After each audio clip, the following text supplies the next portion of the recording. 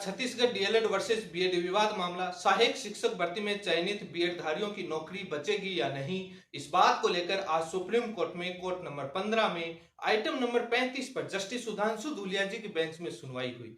आपने वो सुनवाई यदि लाइव नहीं सुनी हो तो मेरे चैनल पर वो लाइव सुनवाई सुन सकते हैं कि कोर्ट में क्या हुआ। अब उसका मैं थोड़ा हिंदी में और शॉर्ट में बता देता हूं कि आज कोर्ट में क्या हुआ। यदि आप मेरे चैनल पर पहली बार जुड़े हैं तो चैनल को सब्सक्राइब करें ताकि आगे की अपडेट भी आपको मिलती रहे। वो सब्सक्राइब जरूर करना। आज मैंने छूट दे दी, सभी को लाइव सुनने का मौका दे दिया।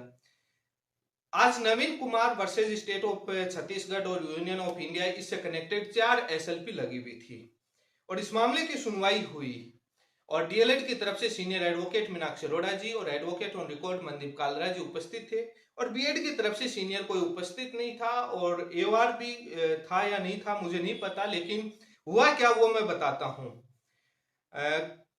एक एडवोकेट ने बीएड की तरफ से सीनियर वकील बहुत सारे एंगेज हो गए इसलिए तारीख मांगे। इस पर कोर्ट ने कहा कि धन्यवाद। बाद में आज फैसला भी लिखा दिया, आगे सुनवाई की तारीख क्यों दे दी ये भी बड़ा सवाल है, इस पर भी चर्चा करूंगा।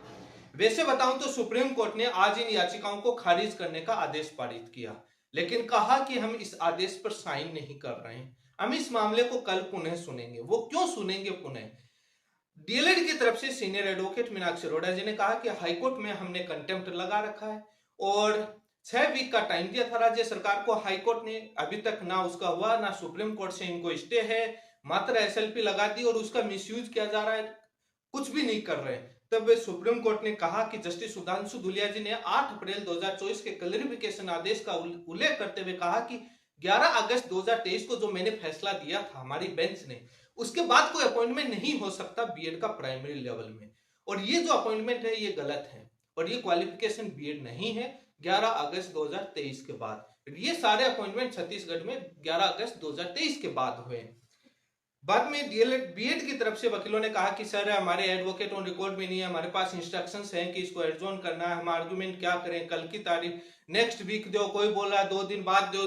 धूलिया जी ने कहा कि जस्टिस सुधांशु धूलिया जी ने आदेश लिखा दिया कि एसएलपी खारिज की जाती है और बीएड क्वालिफिकेशन नहीं है, हमारा 11 अगस्त का फैसला है और हाईकोर्ट का फैसला सही है, और ये कहा कि ये याचिकाएं खारिज और 11 अगस्त के बाद अपॉइंटमेंट नहीं हो सकती। बट उन्होंने कहा कि आज मैं इस आदेश पर साइन नहीं कर रहा, क्योंकि उनके साथ भी जो जज थे वो बार बार बीएड के वकील कह रहे थे। तब उन्होंने डिस्कस करके कहा कि चलो हम आज इस आदेश पर मैं साइन नहीं कर रहा, बट इस मामले को कल आप आर्ग्यू कर लेना। ऑर्डर मैंने लिखा दिया है बट साइन नहीं कर रहा, आपके आर्गुमेंट करने आपके वकील के इंस्ट्रक्शंस हैं, तो वैसे इस मैटर में कुछ नहीं है उन्होंने साफ कहा, लेकिन आप कल आर्ग्यू कर लेना।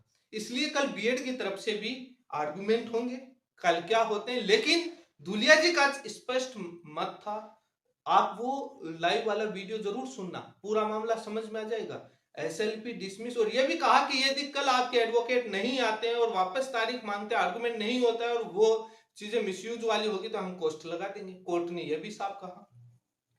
तो ये आज डीएलएड की तरफ से आज 90% के समथिंग जीत गया, क्योंकि मात्र आदेश साइन होकर के बाहर नहीं आएगा, मात्र एक बीएड के आर्गुमेंट सुनने हैं, लेकिन स्पष्ट मत था कोर्ट का जस्टिस सुधांशु धूलिया जी का, और उन्हीं का फैसला दिया हुआ है 11 अगस्त का।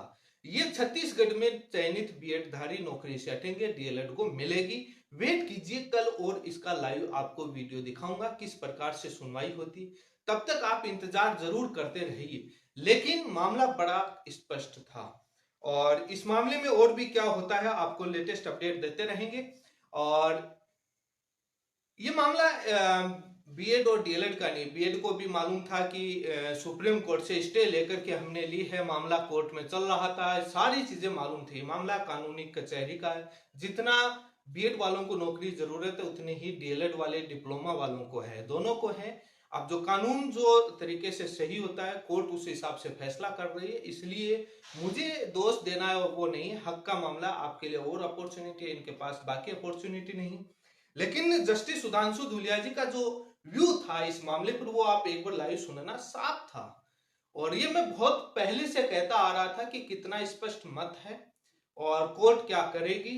क्योंकि 11 अगस्त के बाद तो अपॉइंटमेंट हो ही नहीं सकता, और ये 11 अगस्त के बाद हुए क्योंकि सितंबर में जाकर के अपॉइंटमेंट शुरू हुए।